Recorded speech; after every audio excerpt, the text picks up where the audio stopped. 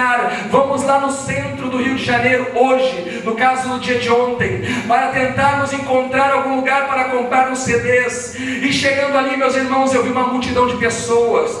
Era uma quantidade inumerável de pessoas. Haviam pessoas, meus irmãos, drogadas. Haviam pessoas, meus irmãos, bêbadas. Haviam mulheres, meus irmãos, com o seu corpo todo à mostra, seminuas, alcoolizadas. Havia ali, meus irmãos, homem com homem, mulher com mulher. Estava acontecendo no centro do Rio de Janeiro, bem no meio da cidade, aonde os senhores nasceram e os que não nasceram moram nos dias de hoje. Estava acontecendo uma atividade demoníaca. Por quê? Porque Satanás tem entronizado dentro do centro do Rio de Janeiro um arco que para muitos simboliza somente um ato carnavalesco ou um símbolo de uma pomba ou coisa parecida. Não, meus irmãos, observem, ali Satanás entronizou um centro de pecado, de prostituição e de idolatria no centro do Rio de Janeiro. Escute, meus irmãos, os irmãos vão ficar bobos com aquilo que eu vou falar aqui nesta noite,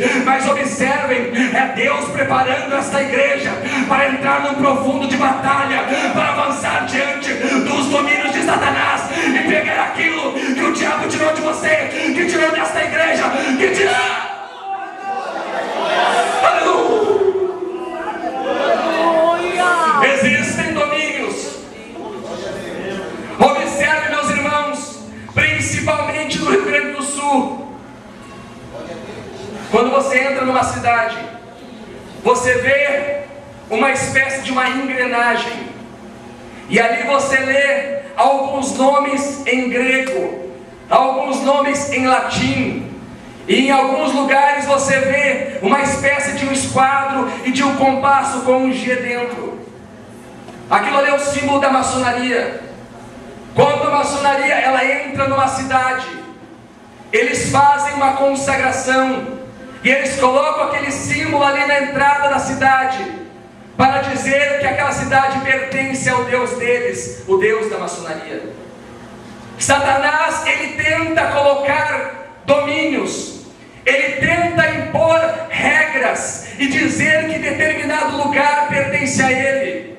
Não fosse assim, meus irmãos, aqueles demônios que estavam no Gadareno teriam retornado para os quintos dos infernos, aonde era o lugar deles, mas pediram para Jesus: Senhor, nos permita que nós permaneçamos aqui neste lugar, aonde, meus irmãos, há uma boca de tráfico, aonde, meus irmãos, há um cabaré, aonde, meus irmãos, há um bar. Ali há um demônio, ali há um principado, um dominador espiritual maligno, que aprisiona as pessoas que fazem parte daquele lugar, que aprisiona o traficante, aquele menor que entrega as drogas de um para o outro. Como é que chama aqui no Rio de Janeiro? É laranja, aviãozinho, não sei como é que é. Aprisiona. Aonde, meus irmãos, existe um lugar aonde mulheres vendem os seus corpos, ali uma zona de prostituição, ali existem demônios, especificamente um demônio chamado pombagira. Este demônio é que faz com que a mulher venha muitas vezes ter relação com vários homens.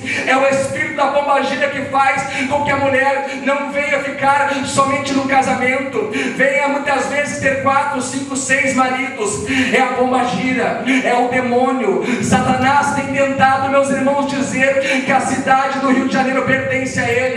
Enquanto você está aqui dentro deste lugar, escute, aqui no mundo espiritual, meus irmãos, não está acontecendo o que está acontecendo no mundo natural. Escute, você olha para esses bancos, você olha para esta caixa, você olha para este altar, você vê homens e mulheres bem trajados, mas no mundo espiritual te informo que existem anjos pelejando, guerreando contra os demônios, e aqui é o domínio de Deus. Não tem para Satanás, não tem para o inferno, não tem para capeta, não tem. Se você quer assim, levante a tua mão e exalte a Ele. Se você quer assim, exalte.